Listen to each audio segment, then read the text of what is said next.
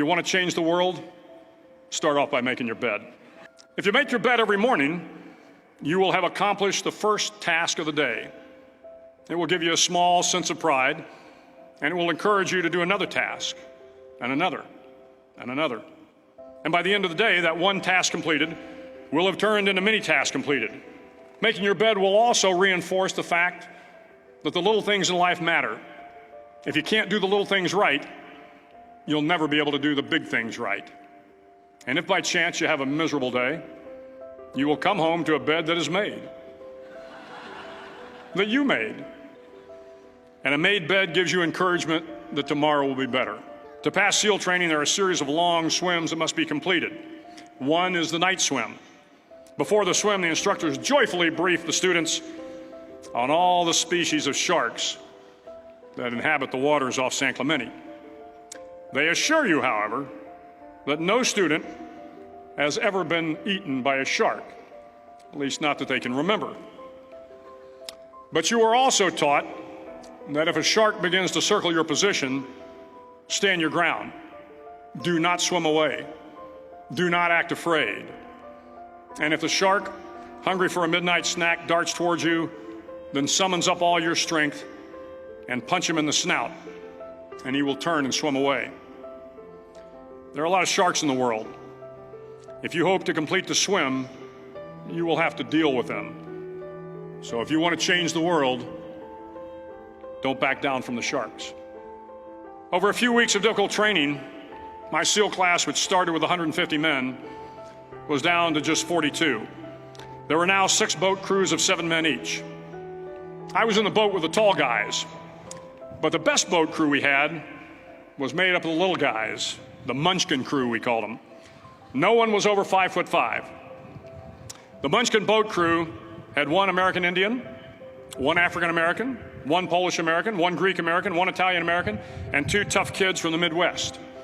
They out-paddled, outran, and outswam all the other boat crews.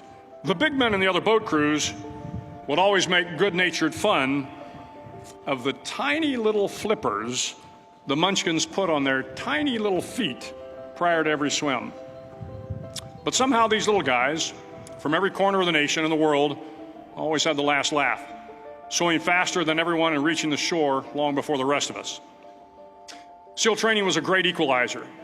Nothing mattered but your will to succeed, not your color, not your ethnic background, not your education, not your social status. If you want to change the world, measure a person by the size of their heart, not by the size of their flippers. The 9th week of training is referred to as Hell Week. It is 6 days of no sleep, constant physical and mental harassment, and 1 special day at the Mud Flats. The Mud Flats are an area between San Diego and Tijuana where the water runs off and creates the Tijuana Sloughs, a swampy patch of terrain where the mud will engulf you. It is on Wednesday of Hell Week that you paddle down to the Mud Flats and spend the next 15 hours trying to survive this freezing cold, the howling wind, and the incessant pressure to quit from the instructors. As the sun began to set that Wednesday evening, my training class, having committed some egregious infraction of the rules, was ordered into the mud. The mud consumed each man till there was nothing visible but our heads. The instructors told us we could leave the mud if only 5 men would quit.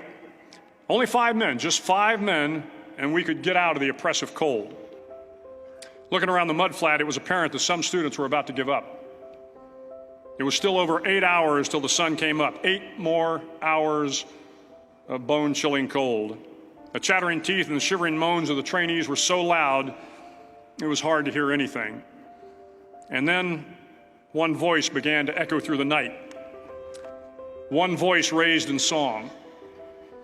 The song was terribly out of tune, but sung with great enthusiasm. One voice became 2, and 2 became 3, and before long, everyone in the class was singing. The instructors threatened us with more time in the mud if we kept up the singing, but the singing persisted.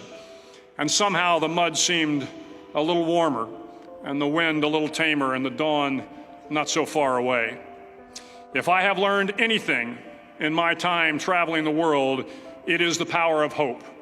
The power of one person, a Washington, a Lincoln, King, Mandela, and even a young girl from Pakistan, Malala. One person can change the world by giving people hope. So if you want to change the world, start each day with a task completed. Find someone to help you through life. Respect everyone. Know that life is not fair and that you will fail often. But if you take some risks, step up when the times are the toughest, face down the bullies, lift up the downtrodden, and never, ever give up. If you do these things, the next generation and the generations that follow will live in a world far better than the one we have today. And what started here will indeed have changed the world for the better.